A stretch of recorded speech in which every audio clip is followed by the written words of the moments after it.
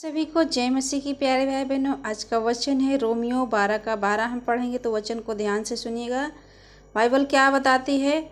आशा में आनंदित रहो, क्लेश में स्थिर रहो, प्रार्थना में नित्य लगे रहो। आमीन। आशा में हमें आनंदित रहना है और क्लेश में स्थिर रहना और प्रार्थना में हमें नित्य लगे रहना है। पवित्र लोगों को जो कुछ आवश्यक हो उसमें उनकी सहायता करो, पहुनाई करने में लगे रहो। अपने सताने वालों को आशीष दो, श्राप ना दो। आनंद करने वालों के साथ आनंद करो और रोने वालों के साथ रो। हालेलुया। आपस में एक सा मन रखो, अभिमानी ना हो परंतु दीनों के साथ संगति रखो। अपनी दृष्टि में बुद्धिमान ना बनो। आमीन। परमेश्वर का वचन बहुत बहुत आपको आशीष देगा, क्योंकि बाइबल में लिखा है रोमियो 14 के 11 में 10 से पढ़ेंगे। तू अपने भाई पर क्यों दोष लगाता है, या तू फिर क्यों अपने भाई को तुच्छ जानता है? हम सब के सब परमेश्वर के न्याय के सिंहासन के सामने खड़े होंगे। आमीन।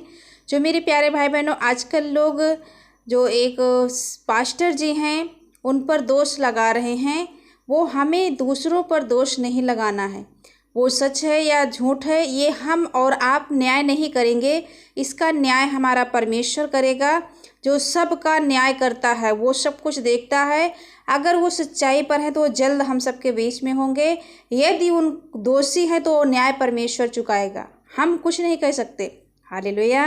मेरे प्यारे भाई बहनों, क्योंकि अंत के दिनों में प्रभु का वचन कहता है, क्योंकि जब मुझे लोगों ने सताया था तो मेरे कारण तुम्हें भी सताएंगे, तुम्हें भी सौंपेंगे, तुम्हें भी कोड़े मारेंगे, तुम्हें बंदी गृह में डालेंगे। हो सकता है प्रभु का दिन निकट है, इसलिए प्रभु के दास को सताव कर रहे हैं। आज हर कलीसिया बंद पड़ी हैं, सभाएं नहीं हो रही यूपी में। तो इसलिए मेरे प्यारे भाई बहनों, हम एक दूसरे के ऊपर दोष ना लगाएं और परमेश्वर के वचन के अनुसार चले, परमेश्वर का भय माने। और परमेश्वर आप सबको अपने न्याय के सिंहासन के सामने जब आप पहुँचे तो परमेश्वर आपको अपना बेटा और बेटी मानकर अपने गले से लगा ले। आमीन।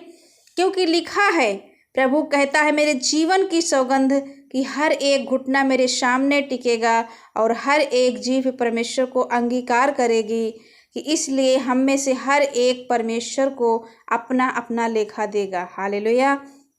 हमारा और आपका लेखा परमेश्वर लेगा। मेरे प्यारे भाई बहनों, हम दूसरों की गलतियों को क्यों देखें, हम दूसरों की कमियों को क्यों देखें, हम अपने जीवन की कमियों को। तू अपने भाई के आँख के तिनके की बात क्यों कर रहा है, अपने आँख के लट्ठे की बात नहीं करता। बाइबल बताती है मेरे प्यारे बहनों, हमें अपनी कमी देखना है, तब हमारा परमेश्वर जब हमारा लेखा लेगा तो वो दूसरों की लेखा नहीं लेगा परंतु वो हमारा लेखा लेगा।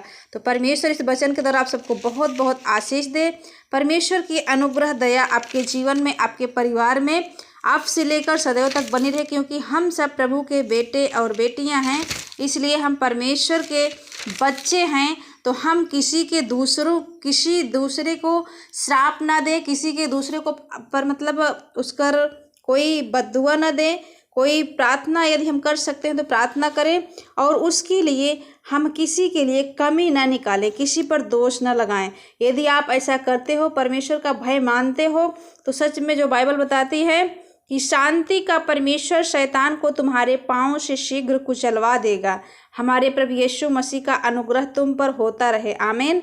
जब आप ऐसा करते हो, प्रभु का भय मानते हो, प्रभु की आज्ञाओं पर चलते हो, हमें एक दूसरे पर दोष नहीं लगाते हैं, हम किसी को गलत नहीं कह सकते, क्योंकि प्रभु यीशु मसीह ने हमें दोष लगाने से साफ मना किया है।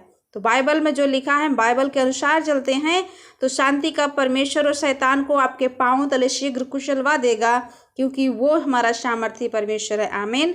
तो परमेश्वर आप सबको इस वचन के द्वारा बहुत बहुत आशीष दे। आप सभी को जय मसीह की। God bless you all. जय यीशु।